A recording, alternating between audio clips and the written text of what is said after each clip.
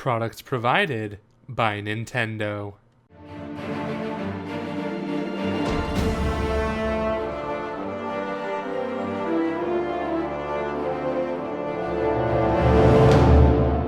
It's not often that Nintendo punches out a new IP, sticking mainly with the popular ones like Mario, Zelda, and Kirby.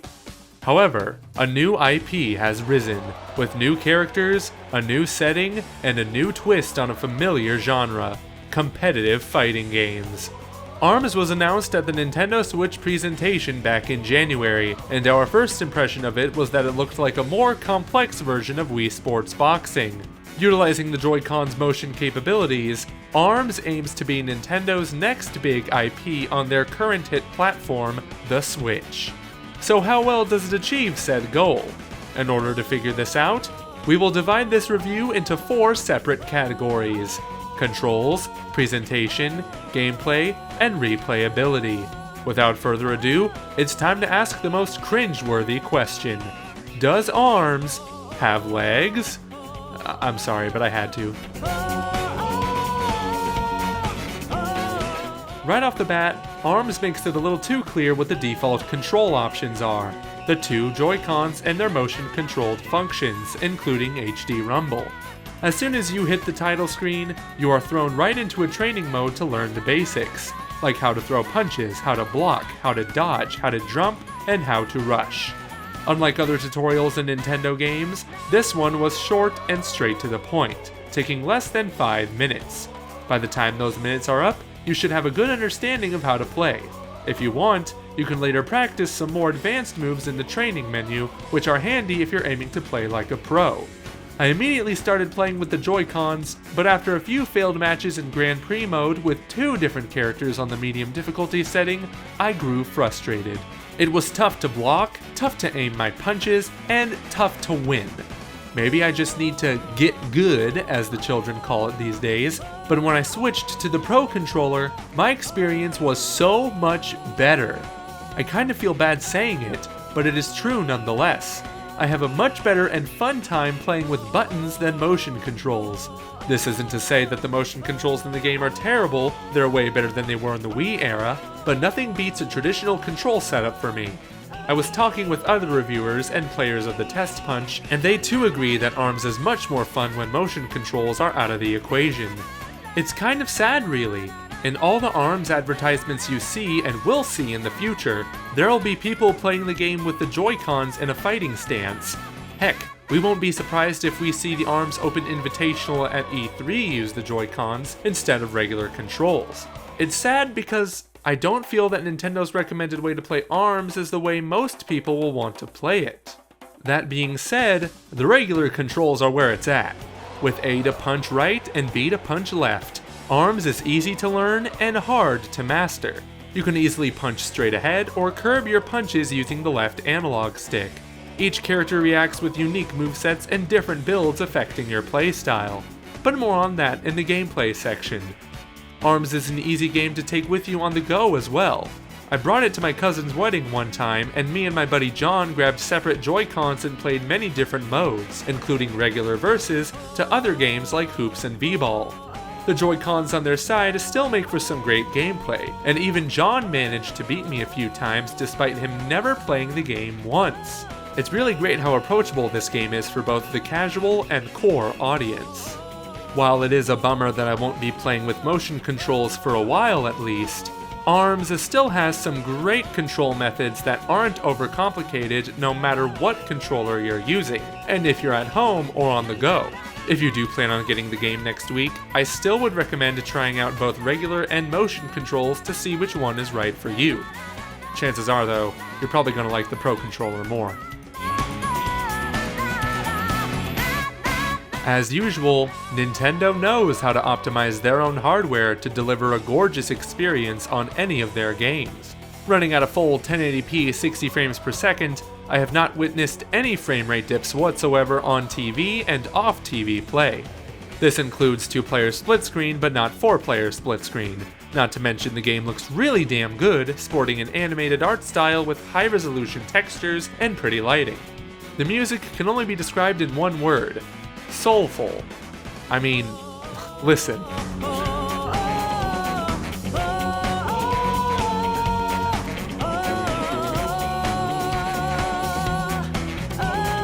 Each fighting ring has its own specific track that fits the style of the setting.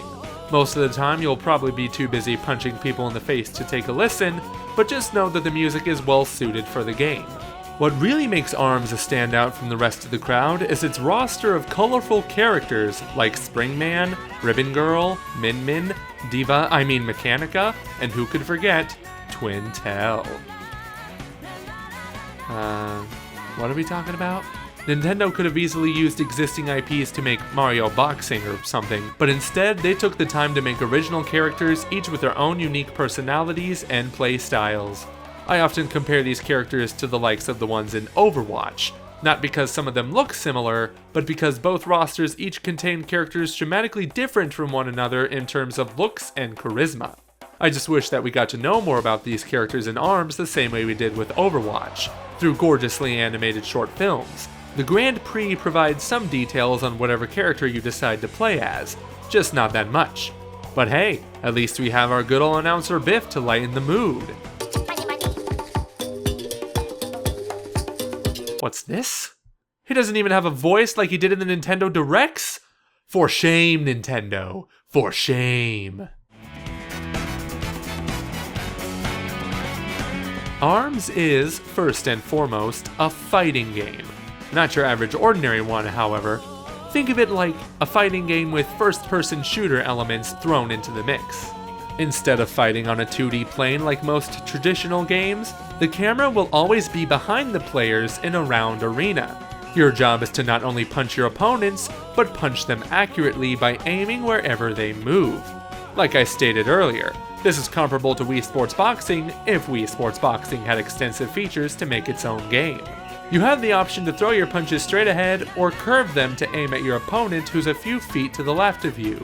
How far your punches extend and curve are dependent on the arms you choose. You can equip each character with 3 different pairs of arms that are interchangeable between matches. Each of these arms are equipped with their own special abilities, which are activated when you block for about a second or successfully land after a jump. These powers range from fire, ice, some weird blue ink, and electric boogaloos. Some of them even have lasers, which are my personal favorite. After a winning match, you will win coins that you can use to get more arms by putting them into a timer for a fun little target practice game. Punch the gifts to receive arms for certain characters. Some of these arms might seem overpowered, but play the game correctly and you can block and or dodge every single attack. Personally, I've never experienced any balancing issues with arms. Every fight was fair, and I didn't feel like I gained an advantage by equipping a certain pair. However, I could see more skilled, or in this case, cheap, players abusing arms like the Chilla and lasers. These potential balancing issues could thankfully be patched in later, but I currently do not see any problems with the combinations of arms.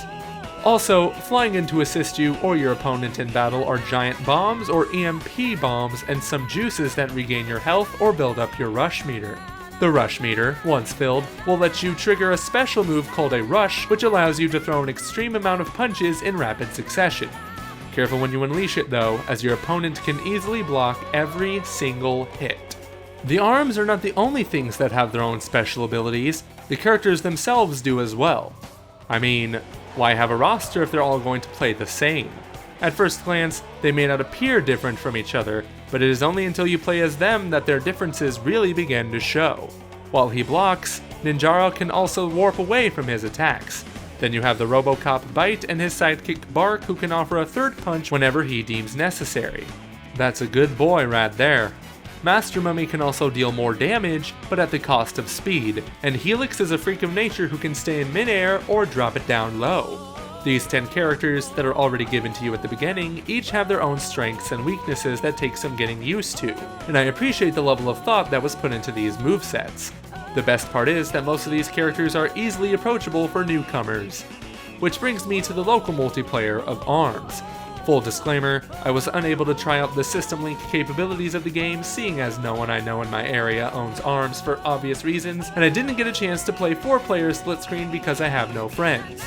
I did get a chance to play 2-player split screen though, docked and on the kickstand, and let me tell you, this game is great for parties, with or without the motion controls.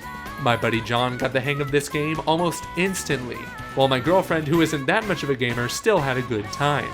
I did have to go easy on her though, don't tell her I said that. Other than your standard versus fighting mode, there are also other games you can enjoy with 1 to 4 players.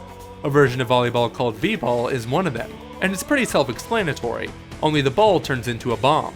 Fun stuff, although it is mostly a game of chance, seeing as it's pretty easy to hit the ball since it's half filled with helium, it seems like. Then there is Skill Shot, where both players or teams hit targets that appear in front of them, but be careful not to get hit by the opposing team or they could gain a lot of points. It is this reason why Skill Shot frustrates the ever-living hell out of me, and I do not recommend. Mostly because I'm bad at it, but still. Hoops is the next game on the list, and it is my personal favorite. Basically, you grab your opponent and dunk them into the net to gain points. First to 10 wins. How many points you earn is dependent on which area of the court you're standing on, and you can rush your opponents to make them bounce off the trampoline edges and into the bottom of the net. It is a blast. The final mode is similar to a Super Smash Bros. Mode, 1 on 100. You take on wave after wave of generic bad guys that get stronger after every 10th kill. This is another fun one if you're looking to beat a certain high score. Nonetheless, sometimes we don't have friends to play with and we want a satisfying single-player experience. Does ARMS offer that in its Grand Prix mode? Kind of. The Grand Prix contains some very mild story elements and 10 matches to play. The difficulty ranges from 1 being the easiest to 7 being the hardest. I tried on the level 4 difficulty and it was still hard. The AI in this game is extremely well programmed and acts almost as smart as a real human player. This proved to be frustrating at times, but I eventually fought through it. But if you don't have friends to play with and are still looking for a good multiplayer experience, then online is the way to go. Personally, I've experienced no lag whatsoever playing various modes in the online lobby. I did play against Treehouse members though, and that honestly felt a little unfair. You've already seen some online matches throughout this entire video, and if you couldn't tell the difference, then that is a good sign. Of course, the quality of your online experience will be determined by how good your connection is, but if it's of any assurance, my Nintendo Switch dock is connected wirelessly to my internet without a LAN adapter, and I still had a good connection. There are party matches and ranked matches, but I unfortunately could not get into a ranked match with anyone. It searches for a match while you're playing other modes, and to my luck, it couldn't find a worthy contender. This could be due to the fact that the game hasn't been released yet, so I'll come back looking for the one person who may best me in the ring. As I mentioned in the previous section, ARMS does feature a variety of game modes that offered similar yet different experiences. Tired of your friend kicking your ass? Go school them on the court. Did they school you on the court? Kick them out of the house and play some 1 on 100 instead. Or go finish that Grand Prix with that character you haven't played as yet. Even though these options are available at your fingertips once you boot up ARMS, the problem is that they all feel shallow. You could spend all day playing Grand Prix mode with each and every character, but you'd be lying to yourself if you think that you would not eventually get bored in the process. Then there is the case of the other modes. They're fun, sure, but awfully short-lived. They can last anywhere between 30 seconds to 2 minutes. Even the 1 on 100 mode is pretty short. I played with my friend for about 30 minutes at the event we were gathered at, and we stopped because we wanted to play something else, like Mario Kart 8 Deluxe. I showed another friend the game when he came to my house, and he also wanted to play Mario Kart 8 Deluxe after some time with ARMS. It certainly doesn't help that the selection of characters and stages is by definition small. ARMS gets a lot of things right. The gameplay is solid and has plenty of foundation for future DLC and possibly a sequel. But the current problem it has right now is its lack of extensive content. There are various modes as I mentioned before, they just don't take long to play, and it's not like you or your friends will want to play for hours on end either. I say this is a current problem because it could easily get fixed down the line, with new additions being made via DLC such as new characters and stages. Think of when Splatoon came out. It was much lighter on content, but it was soon fixed thanks to more free maps and weapons. Not to mention the events known as Splatfests. Maybe ARMS can have something similar. They already stole Splatoon's idea of a test fire with the test punch, so why not a monthly punch fest or something? Fact of the matter is, when I think about what I want to play after a long day at work, ARMS is not my first choice. Maybe it's my 4th or 5th, but I would rather play something like Breath of the Wild or Mario Kart. Not to say ARMS is bad, it's quite the opposite.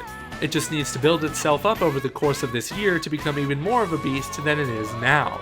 In the meantime, it's an average game, and if you enjoyed playing it at Switch events or during the test punch, you may not regret paying full price for it.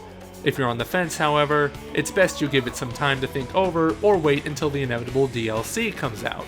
It may be worth it then. In the meantime, guys, thank you so much for watching my review of ARMS. Are you going to get the game when it launches next week? Sound off in the comments below. And if you want to see more Nintendo Switch game reviews and content, be sure to subscribe to the Commonwealth Realm as we are just inches away from reaching our 100k goal. We'll give away some sweet goodies once we reach those glorious 6 digits. Thank you all so much for watching, and we will see you next time on the Commonwealth Realm.